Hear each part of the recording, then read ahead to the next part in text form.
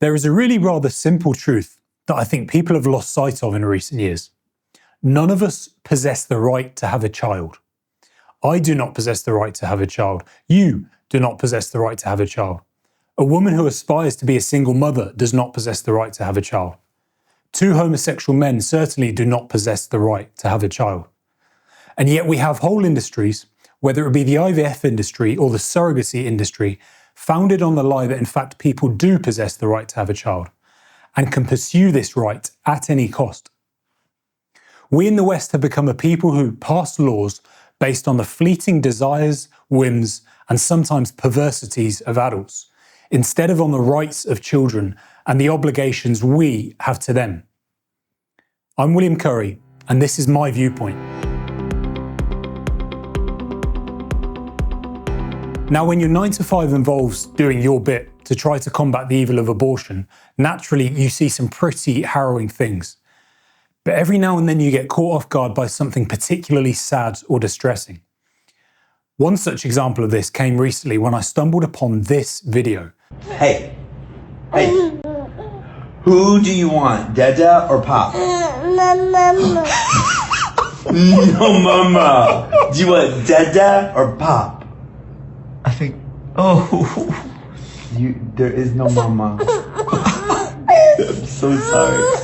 You have Dada and Pop. you have Pop. Two choices. No Mama. The video, the original of which has seemingly been deleted, depicts Michael Baum, the so-called husband of homosexual country musician Shane McAnally, playing with a baby boy the two of them acquired via surrogacy. In response to Baum's question, "Who do you want, Dada or Pop?" the baby can be heard saying something that resembles Mama. Shamelessly, the pair of them laugh at such a request from the baby. There's so much to unpack here from this very short clip, so I'll try to keep this concise. First of all, God help that baby boy who will likely never know his mother. Secondly, the sight of two homosexual men, one of whom very likely is the child's biological father, the other of whom is just an imposter playing at being a father, laughing at a baby for expressing one of the most natural desires of all, is grotesque. And then you add into the mix the fact that McAnally actually saw fit to post this clip to his 146,000 followers on Instagram. And you realise you're dealing with someone who's so far removed from what the average person thinks about this that they don't even entertain the prospect of backlash. But the backlash came in spades. Shane McAnally and Michael Baum, you two certainly do not possess the right to have a child. And if it were up to me, I'd make sure people like you were kept far away from ever having any influence over a child's life. This line from the Gospel of Matthew comes to mind. "But he that shall scandalize one of these little ones that believe in me, it were better for him that a millstone should be hanged about his neck, and that he should be drowned in the depth of the sea." Now, upholding the right to life is the preeminent concern of both myself and SPUC, and I'm grateful for the life of this baby boy featured in this video, even though his being deprived of his mother is a tragedy. But we also believe very strongly here at SPUC that as well as the right to life, a child has the right to both their father and their mother. This was patently obvious to pretty much every generation that came before us. But modern man, in his pride and arrogance, feels the need to question this eternal truth. Let me be clear here. To single mothers and single fathers compelled to raise their children on their own because their spouse abandoned their post and walked away from their family, I have nothing but admiration and respect.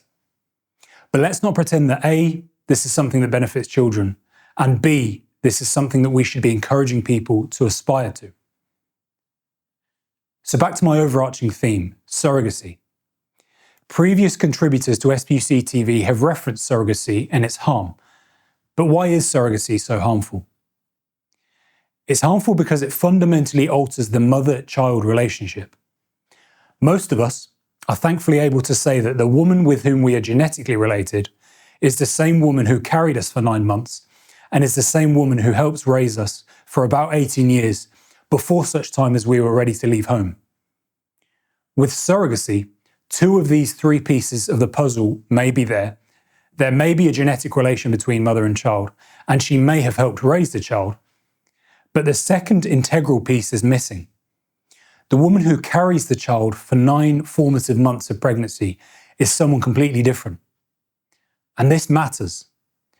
Katie Faust's Them Before Us campaign outlines this problem. Mothers and babies bond during pregnancy. Studies show that maternal separation, a feature of surrogacy, is a major physiological stressor for the infant.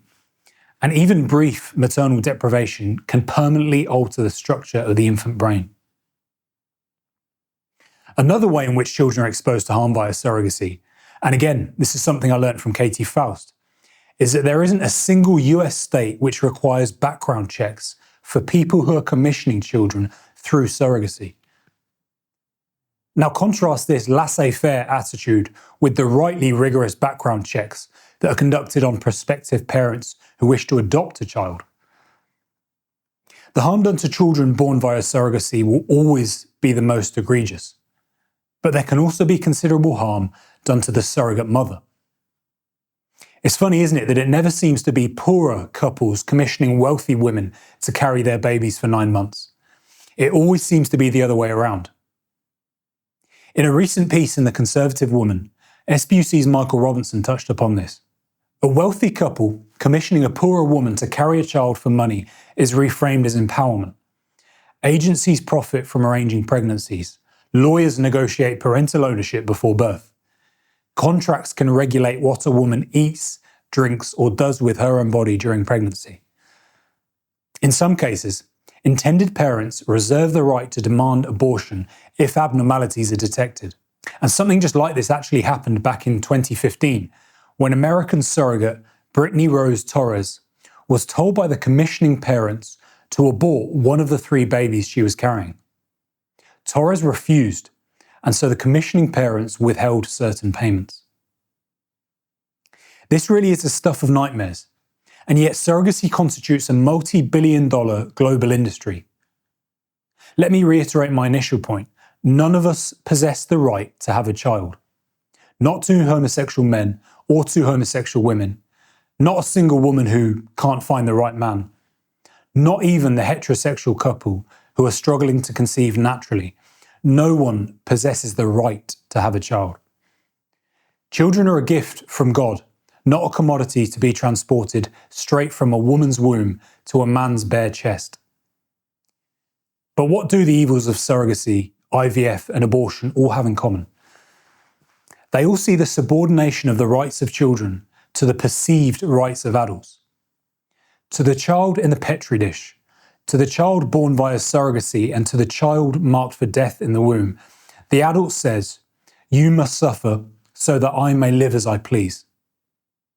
And so please, if you take anything from this viewpoint, take this. We need to make popular again the truth that parents are the ones who need to make sacrifices for the benefit of their children, not the other way around.